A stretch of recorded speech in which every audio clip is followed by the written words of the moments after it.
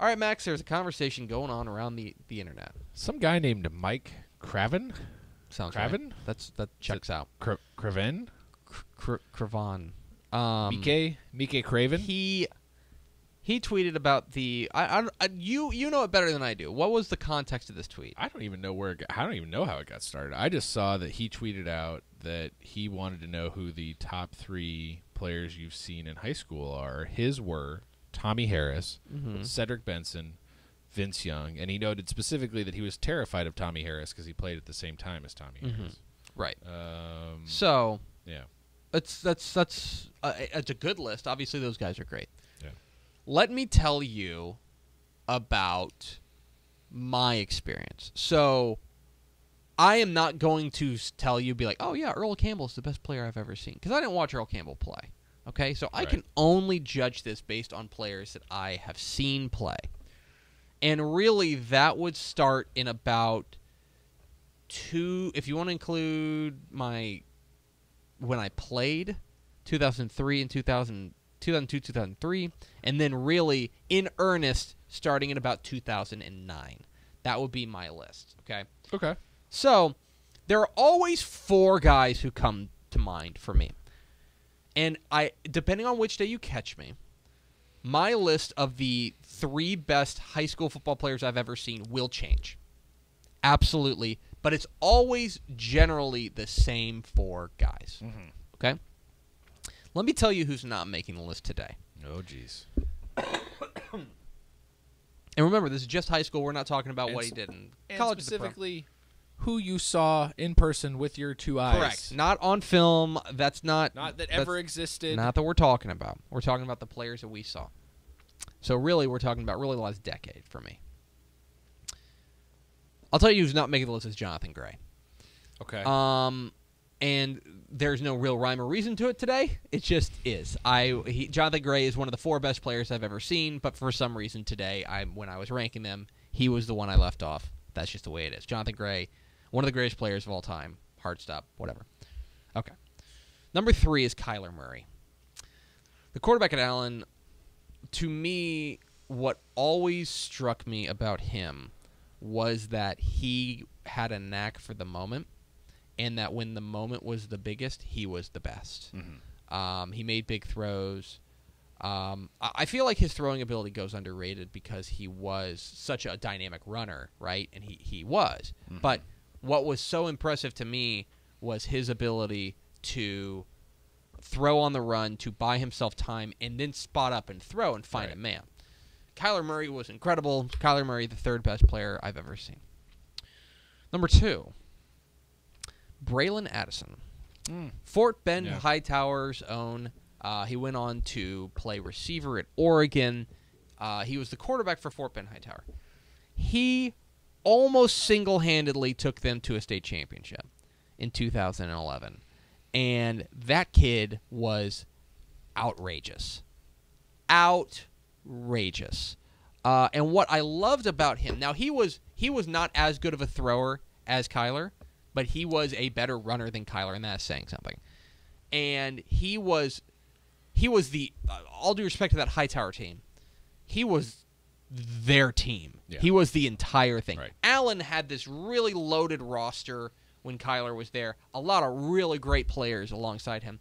And all due respect to Hightower, Braylon Addison didn't. The one thing that I always say about Braylon Addison that always impressed me is that he was not a big guy. He was, I'm guessing about 190 soaking wet. And when you're playing what was then 5A, now 6A ball, you're going to get walloped, okay? You've got big linebackers and safeties and defensive ends who are coming in, and they want to knock your block off. Braylon Addison always took a hit on his terms. Yeah. He always did things that were that if he knew he was going to get hit, he would turn into it to the point that it was a glancing blow. And, yeah, he went down, but he lived to fight another play. Right. The only other guy I really saw that did that never got squared up was Rashad Paul. Sure. Rashad Paul was similar in that regard, too, that he never got squared up. That was so Braylon Addison, the second best player I've ever seen. The number 1 Texas high school football player I've ever seen. Boy, I wonder who it's going to be. Who do you think it is? Just go ahead. Who do you think it is? Just go ahead. Who do you think it is? Just go ahead. Who do you think it is? It's got to be Kyler Murray. It's not. I said Kyler Murray was 3. Oh, I thought. Okay, sorry. All right, go ahead. Number 1, James Washington. Okay, all right.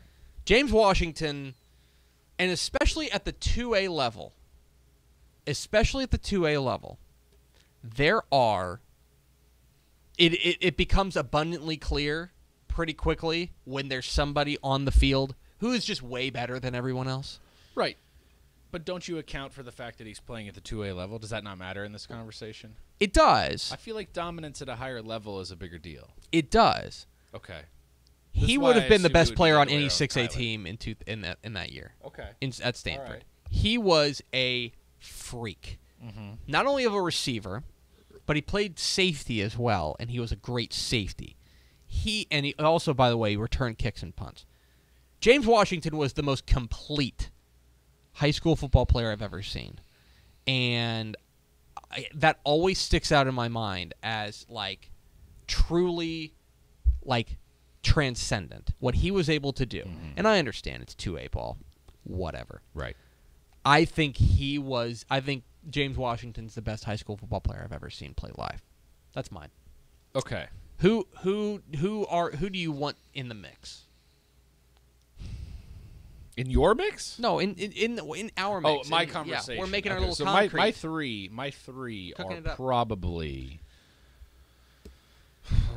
This is tough. Mm-hmm. I'm gonna probably say number 3. I will always have a soft spot for Malcolm Brown at Steele. He was fantastic. Single-handedly would carry that team sometimes. This is before they really had dynamic quarterback play. I mean, they had a few players that did some things, but I don't know. I mean, I watched him run for 300 yards against Lake Travis in a playoff game, and they still lost. But he was essentially the reason that it was a game at all. Just a man amongst boys. Number 2, probably Garrett Gilbert. I think what happened afterwards keeps kind of clouding our memories. It taints him, right? It clouds our memories, but he was not just he had an incredible arm. He was incredibly accurate. They torched people. Like in hindsight, like you cannot overemphasize enough how much they torched people his senior year. They destroyed a very good Longview team, maybe the best Longview team that ever was in the state championship game. And he could run. It's like in high school, he was a great runner. People forget that. And then People forget that. I think it's Johnny Manziel. Like, See, I never saw Johnny Manziel. you never play, saw him so. in person, but for me, it's aging better with time because you go back to those matchups and you realize, like, if Johnny Manziel plays for Lake Travis or Westlake, they cruise to a title. He's playing with, no offense to those kids at Kerrville-Tivy that year, they were good, but they were not district champion worthy without him. And the things that he did to stay in games, the only 2 losses his senior year are to Lake Travis. He's state champion, and they were close losses both times. So that's aging pretty well. Like, looking back on it now, the numbers he put up, the way he kept them in games, I think it's going higher on my list. And that's tough because more and more players. Roshad is amazing. Jet Duffy was amazing. Nick Foles was amazing. Like, but a lot of these guys, it's weird because of the teams and the situations they were in. I think that makes a big difference. Yeah. Because Nick Foles, I think, is tougher for me to rank higher, even though he was excellent, because that was a really good Westlake team, right? Like, he had really good pieces around him, a huge offensive line, great receivers. I don't know, but there were a lot of great players. And the thing is, it's hard to separate because you have to separate as just being a high school football player, and you don't project it forward to what he could be in college or whatever. Right. For example, one of the best high school football players I ever saw was Thomas Hutchings at Cedar Park, who was a 2-way star, linebacker, running back. He was a stud horse everywhere. Everywhere. He was the heartbeat of a really, really good Cedar Park team. So it's hard, and so it depends on what criteria you value. Those are mine. You let us know who are the best high school football players you've ever seen. Tweet it to us at DCTF. Use the hashtag DCTFLive.